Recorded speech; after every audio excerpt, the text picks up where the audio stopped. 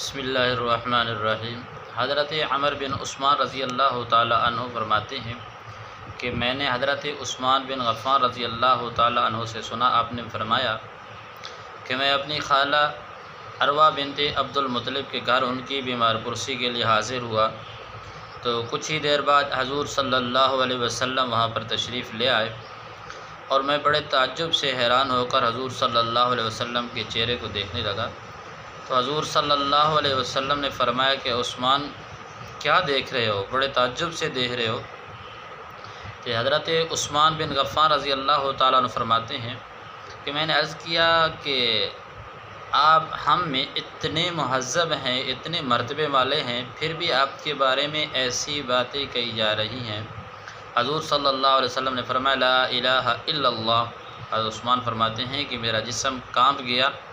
پھر حضور صلی اللہ علیہ وسلم نے 2 آیات کریمہ تلاوت فرمائی اور آپ چل دیے تو میں بھی آپ صلی اللہ علیہ وسلم کے پیچھے چل پڑا